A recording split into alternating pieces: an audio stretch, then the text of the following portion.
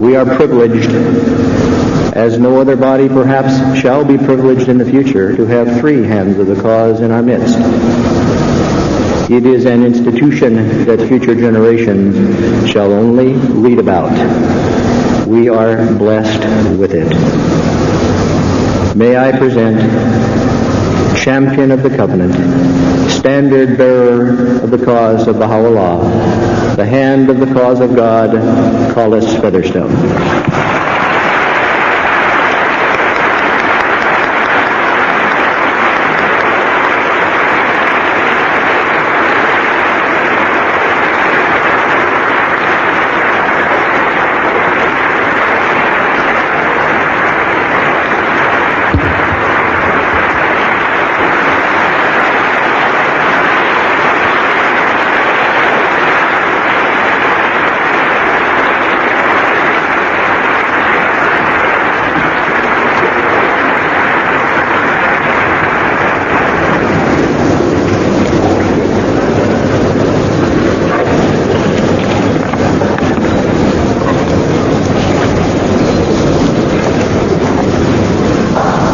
You've already been asked, are you happy?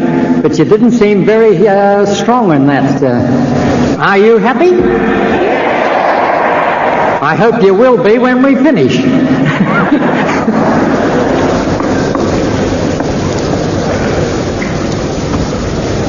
Now, there's one thing that every one of us has in common. We all have our own individual story, circumstances and reasons why we became Baha'is, why we stepped into this world unity, the like of which has never in past ages existed. Another thing that we have in common, and that is the very principle of oneness of mankind. And I want to illustrate that. Every one of us, before we were born, was never asked, what race of people would you like to be? No one had a choice.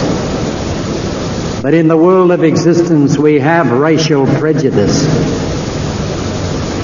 Every one of us never had a choice. What color skin would you like? But we have color prejudices existent all over the globe. Every one of us had no choice of the country in which we were born. And yet we do have nationalistic prejudices existing. And there's not one of us was asked, what kind of parents would you like? Would you like Christian, Muslim, Jew, Hindu, Buddhist, or Parsi? And if so, which sect, which division, which denomination? No one had a choice. And this is where we see very clearly the abandonment of prejudice, and we're seeing the Baha'is putting that into action across the whole planet. And I've been thrilled in some places to see where people have been virtually opposed in the past and now united together.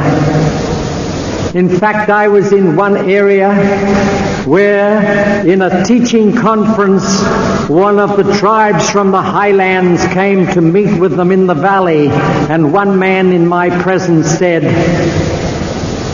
"My grandfather ate your grandfather. Now they're Baha'is."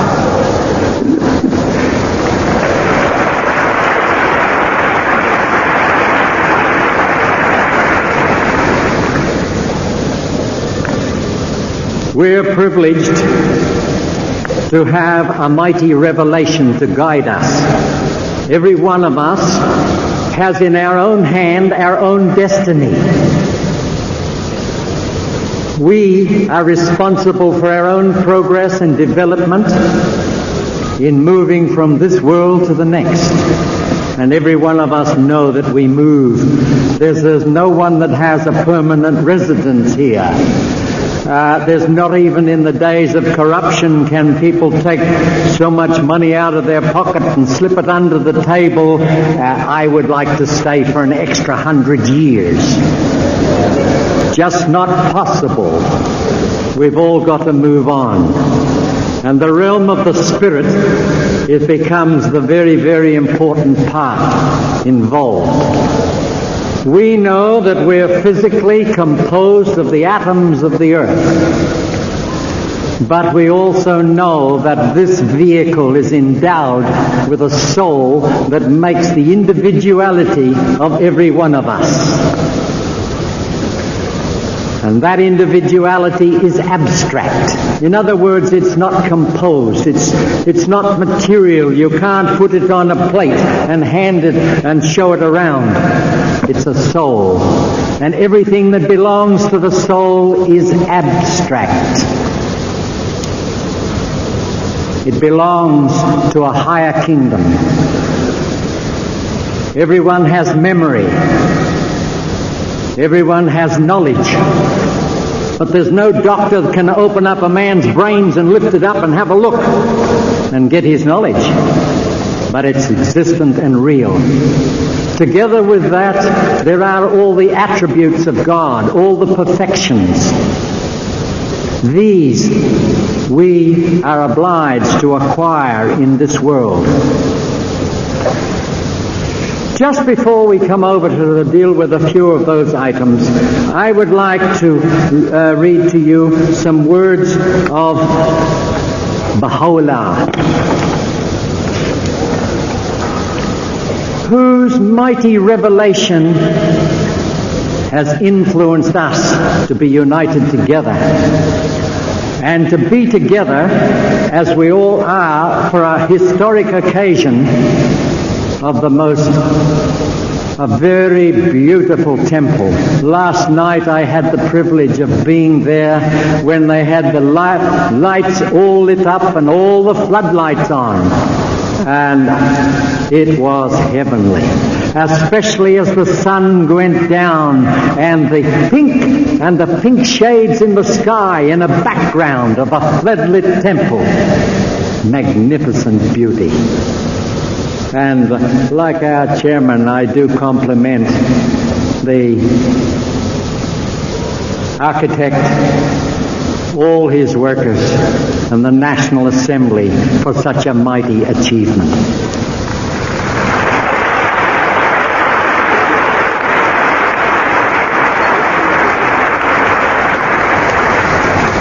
Now, who are we serving?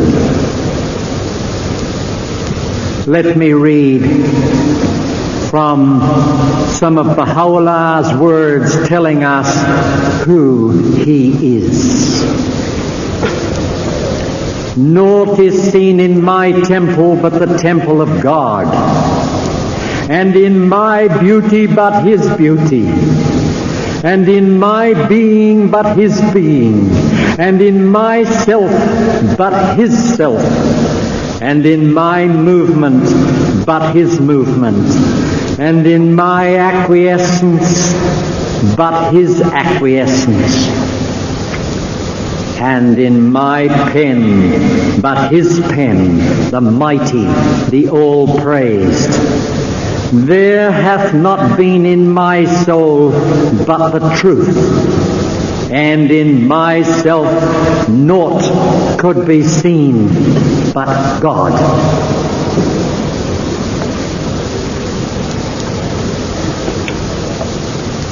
Baha'u'llah tells us the world's equilibrium hath been upset through the vibrating influence of this most great, this new world order.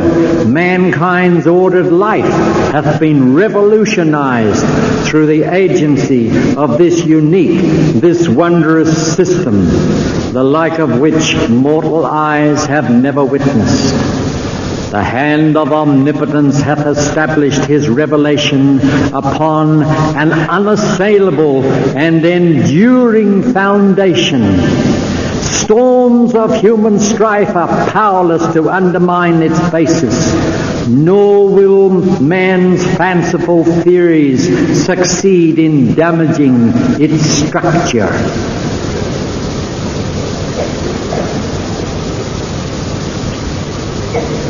The like of which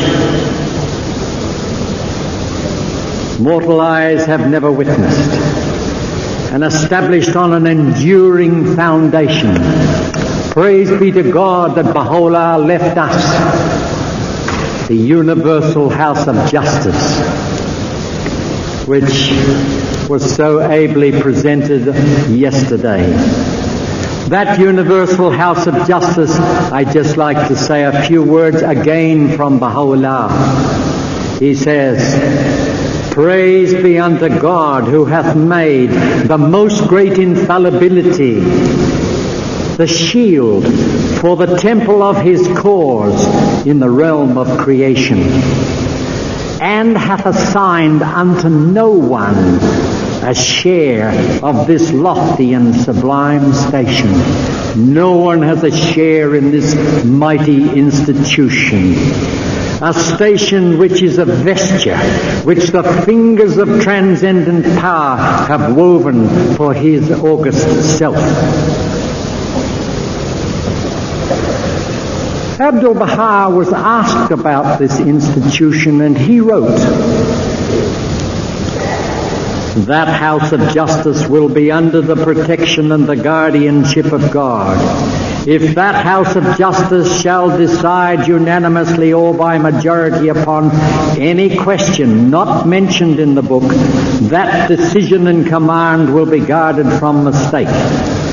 Now the members of the house of justice have not individually essential sinlessness, but the body of the house of justice is under the protection of God. This is called conferred infallibility." Now we all realize there's a world drifting, hopelessly drifting at the present time, and chaotic conditions emerging in many places. And we cannot help but thank God that the universal house of justice gave us the promise of world peace that is influence all over the earth. But it's very significant to me that Baha'u'llah wrote after the revealing of the Kitab-i-Aqdas, and he said, "It is incumbent upon the ministers of the house of justice to promote the lesser peace, so that the people of the earth may be relieved from the burden of exorbitant expenditures.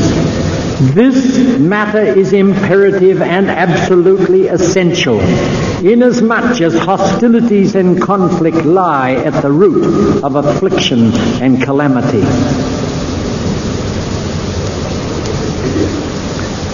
We're seeing the governments and the heads of state all over the earth, preceding the lesser peace, all being given divine guidance, so that really in essence they all have been given the same standards, the divine standards that have been revealed for world peace. But now we as Baha'is have a challenge thrown on us also from Baha'u'llah. Baha'u'llah says, "The well-being of mankind, its peace and security are unattainable." We can't have that peace, unattainable, unless and until its unity is firmly established. This unity can never be achieved so long as the counsels which the pen of the Most High hath revealed are suffered to pass unheeded. We have to present this revelation to the mass of the people of the world, and it's urgent that we do so. Its well-being, peace and security are unattainable unless and until its unity is firmly established. We've got to work fast. And to do this, we must acquire all that spiritual capacity that can be the cause, like a magnet, to attract the hearts and minds of people. As the world is drifting and drifting, and a world cause is growing, the God-given cause is growing and developing. We've just got to change them around and bring them from going down to coming up to the high spirits and the purpose of our Creator.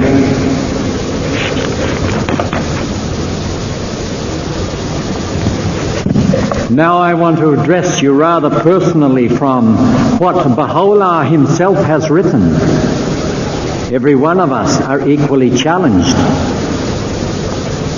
In hidden words it's written, "Think not the secrets of hearts are hidden. Nay, know ye of a certainty that in clear characters they are engraved and are openly manifest in the holy presence. Verily I say, whatsoever ye have concealed within your hearts is to us open and manifest as the day. But that it is hidden is of our grace and favour, and not of your deserving." These are challenges.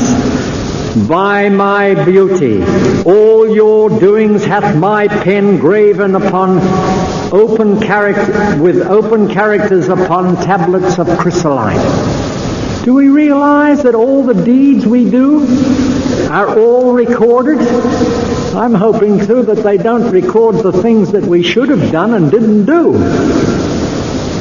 We should have told the people down the street of the cause. We should have taken the opportunities here, there, and everywhere else. But we didn't carry pamphlets enough. Baha'u'llah says, "He well knoweth the actions of men. He who is the eternal truth knoweth well what the breasts of men conceal. Nothing whatsoever escapeth him.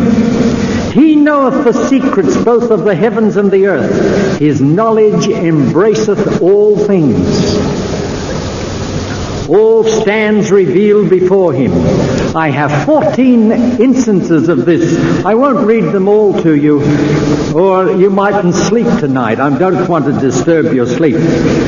He says, "Then thou shalt after thy departure discover what we have revealed unto thee, and shall find all thy doings recorded in the book, wherein the works of all them that dwell on earth, be they greater or less than the weight of an atom, are noted down."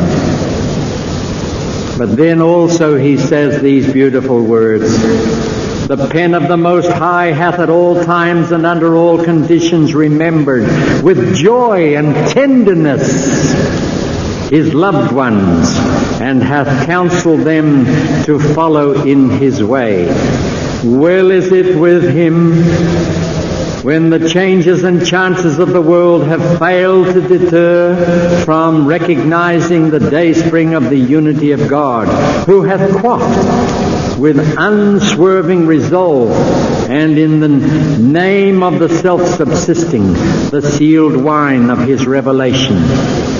Such a man shall be remembered with the inmates of paradise in the book of God, the Lord of all worlds."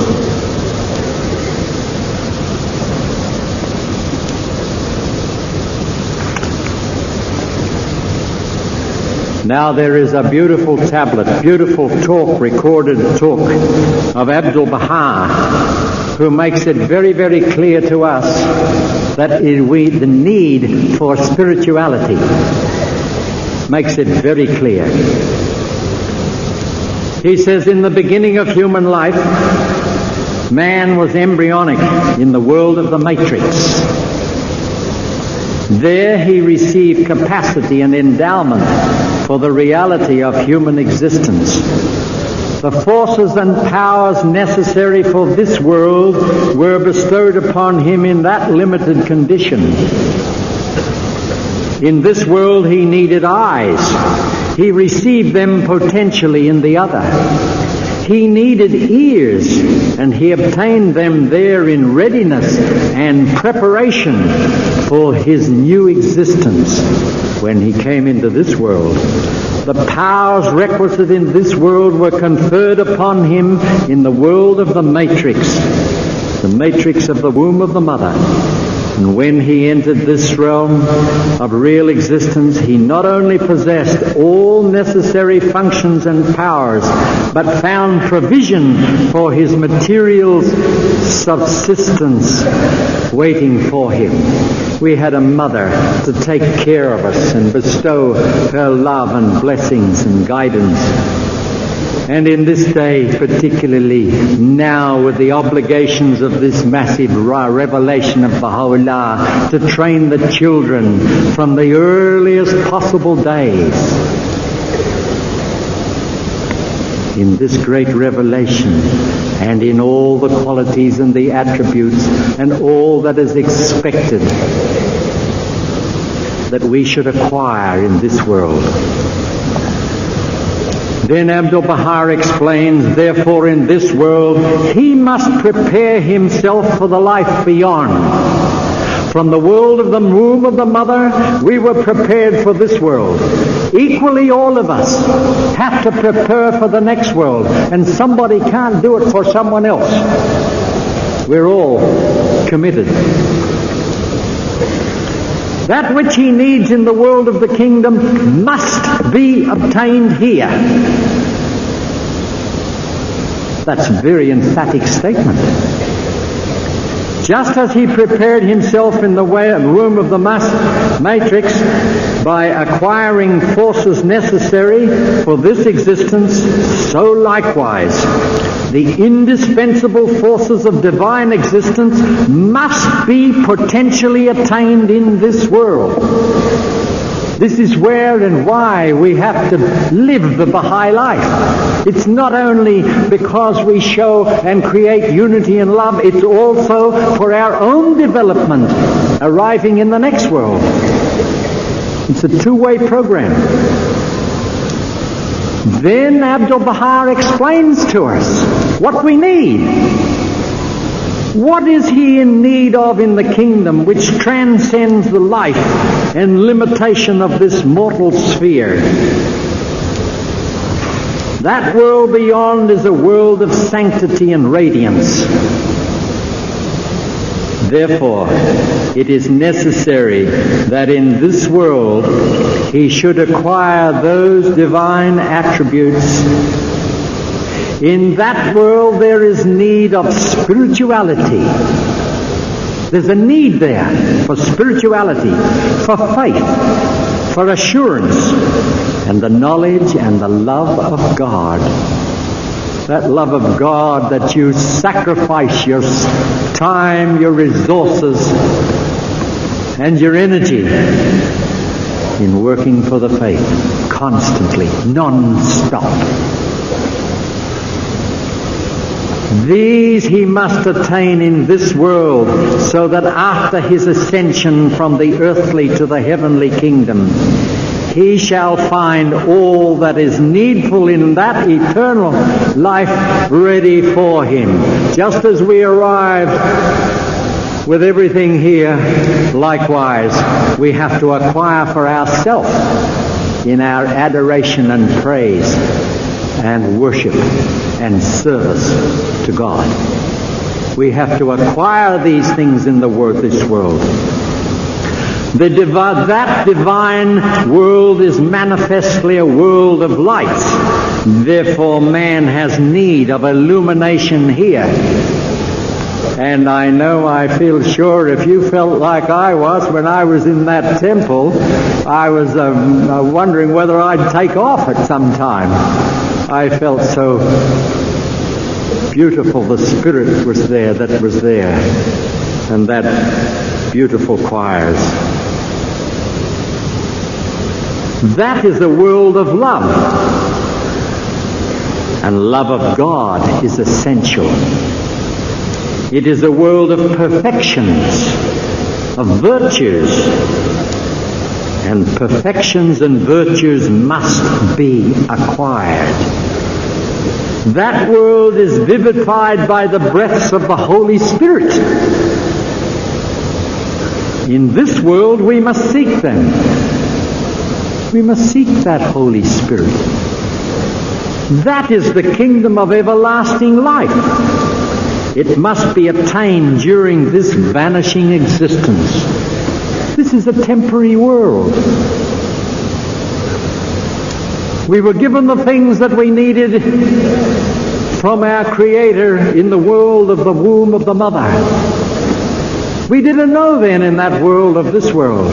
When we arrive here, we've got to acquire for ourselves and do our own work of acquiring the assets, like the arms, legs and ears, eyes coming into this world. We have to acquire them for the next world. By what means can man acquire these things? Abdu'l-Bahá poses the question and gives the answer. How could he obtain these merciful gifts and powers? First, through the knowledge of God. And this is one of the wonderful reasons why I'm pleased that Baha'u'llah said, read the writings morn and eve. And if you read them without reading too much, you're surprisingly how you will remember them. How shall he obtain these merciful gifts and powers? First, through the knowledge of God. Second, through the love of God. Third, through faith. Faith. And we surely have that. We all know. We're blessed. The Baha'is are blessed to know where the world is going. We know of the destiny of a glorious future that is for this world and for our children and children's and children's children. We're quite positive. Faith and belief. Fourth, through philanthropic deeds. Fifth, through self-sacrifice. Sixth, through severance from this world. We can't afford to be over-attached to this world. It's surprising how every now and again we become detached. Some of the believers recently told me with the devaluation of the currency, they were detached from a lot of worldly wealth. Quite suddenly and quite unexpectedly. A seventh item he gives is we acquire these things through sanctity and holiness. Holiness is that respect and the love that we have for these teachings and for all the circumstances in prayers, in temples and adoration to God, for sanctity. Unless he acquires these forces and attains these requirements, he will surely be deprived of the life that is eternal. But if he possesses the knowledge of God, this is why the exhortation that was given here, study the teachings, particularly as it was said, studying the guardian who guides you into all the phases of this mighty revelation. And all the things that we should do in the manner of the working of this mighty world order of Baha'u'llah. If he possesses the knowledge of God, becomes ignited through the fire of the love of God, witness the great and mighty signs of the kingdom, becomes the cause of love among mankind, and lives in the utmost state of sanctity and holiness, he shall surely attain to the second birth, be baptized by the Holy Spirit, and enjoy everlasting existence. Mr. Sears reminded us yesterday a dispensation of what 500,000 years. Then Baha'u'llah himself tells us, "O friends, be not careless of the virtues with which you've been endowed. Neither be neglectful of your high destiny. Ye are the stars of heaven of understanding and the breezes that stirreth at the break of day, the soft-flowing waters upon which must depend the very life of all men. O people of Baha, ye are the breezes of the spring that are wafted over the world. Through you, we," Baha'u'llah says, "we have adorned the world of being with the ornament of knowledge of the most merciful." Through you, all of us, responsibilities on our shoulders, not someone else's. We can't pass the buck to the committee or the National Assembly or the local assembly. Through you, the countenance of the world hath been wreathed in smiles, and the brightness of his light shone forth. Cling ye to the cord of steadfastness, in such wise that all vain imaginings may utterly vanish. Speed ye forth from the horizon of power in the name of your Lord, the unconstrained, and announce unto his servants with wisdom and eloquence the tidings of this cause, whose splendor hath been shed upon the world of being.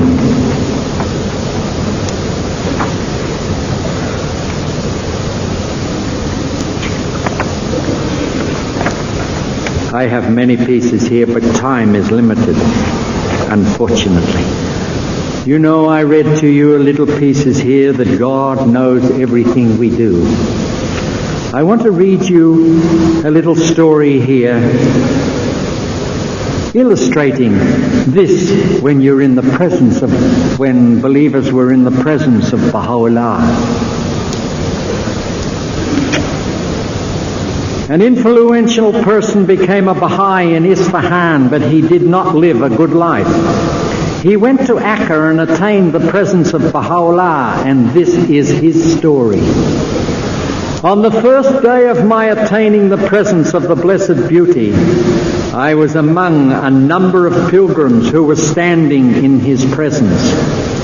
He was pacing up and down and speaking words of exhortation and encouragement. I was in a state of enchantment as I watched the majesty of his bearing.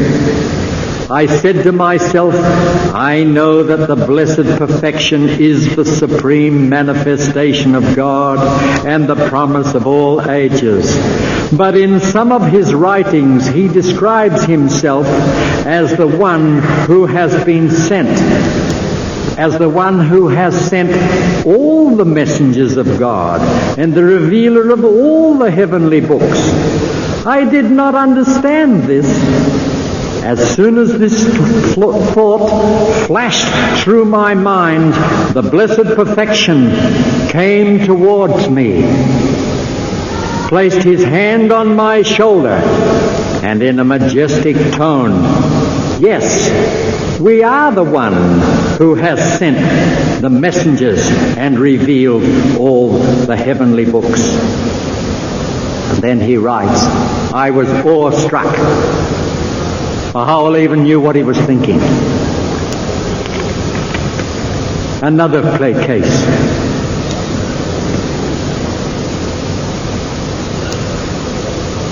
After my arrival in Tehran, writes one of the believers, I was once reading the epistle to the son of the wolf, and I came across a very beautiful and penetrating prayer revealed by Baha'u'llah and quoted in that book. I immediately wished in my heart that these resplendent words had been revealed from the pen of the Most High for me, this insignificant servant. Some time passed when one day I received a message from Haji Mirza Abdullah Sahar Farouche, who was a well-known figure among the Baha'is and a channel of communication with the Holy Land. In this message, he told me that a tablet in my name had arrived from the realm of glory and that I should call in person at his office and collect it. I hastened to his office where I received an exalted tablet, as a result of which I was moved to the depths of my emotions. I worked out carefully that at the same moment that I had made the wish in my heart to have the above prayer revealed for me, the bounties of Baha'u'llah had been directed toward me in Tehran. He had revealed the same prayer at that very moment in my name, and he sent it to me.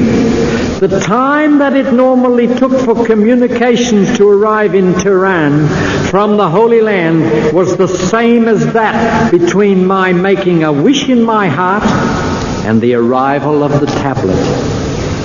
Glorified be God, the Lord of grandeur and majesty. Although the sufferings and tribulations had encompassed the realm of glory from every direction, yet the bounties of Baha'u'llah were being vouchsafed to his most insignificant servants. And this demonstrates the truth of the words, "Nothing whatsoever escapeth him from being occupied with any other thing." Baha'u'llah knows all that we can do. Now every one of us realize that we're challenged with a mighty 6-year plan to start and to take the faith to the 4 corners of the earth. You remember Baha'u'llah, with all the experience, Baha'u'llah said that his revelation was for all the worlds of God. Now, with all your experience and your devotion in this cause, it's quite possible, I don't know for sure, but when you leave this world and you arrive in the next, they may just be starting another 6-year plan. So make every effort, do your utmost, and don't let up, because the opportunities are here now for service. I want to read and close with some words of Abdul Baha, that there is this exhortation. We need the spirit of this cause, the spirit to attract the souls. We've got to have energy, we've got to become, shall we say, self-active. We've got to get our own selves going to teach. I have a piece of paper here. Here we are. You know, in the writings it tells us we should teach. Every year we should attract another soul, at least another soul every year. Yesterday we were given some figures of 4.7 million Baha'is in the world. In this 6-year plan, look what can happen.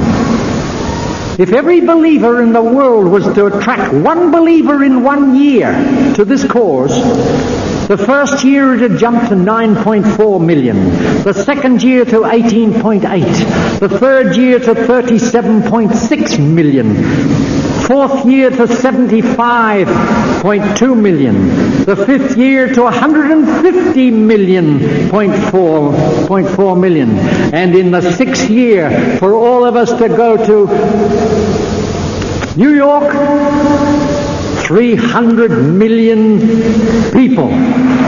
It's possible.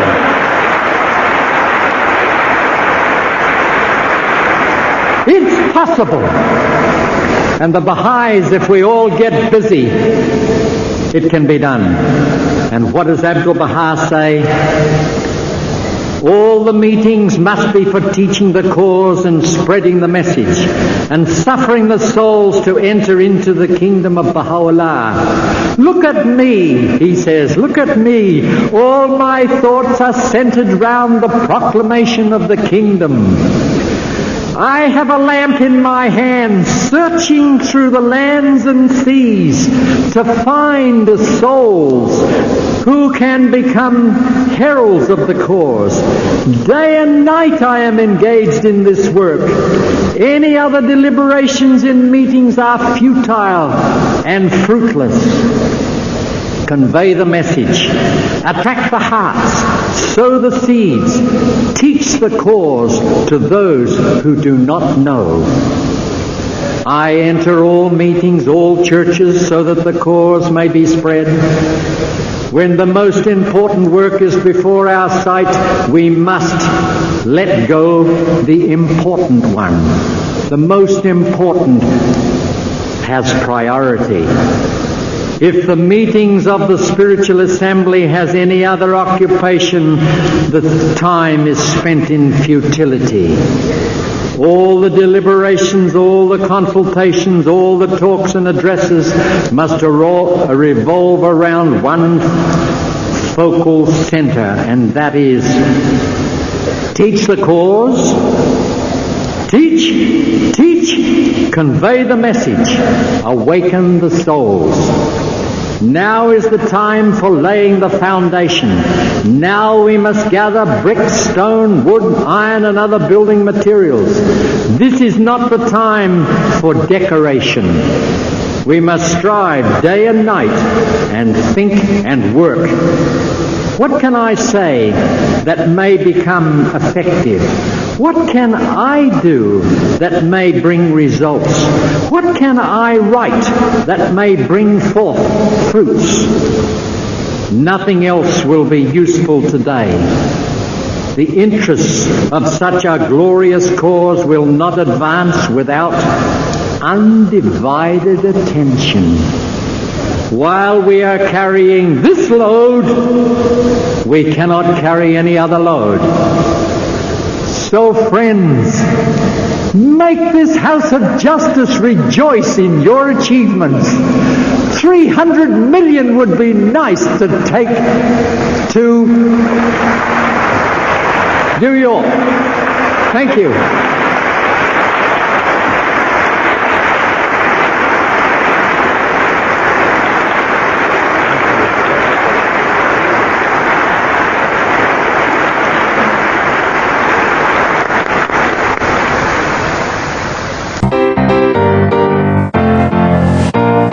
Thanks for listening. If you'd like to listen to more content on the Oneness Movement, be sure to subscribe and leave a comment. See you next time.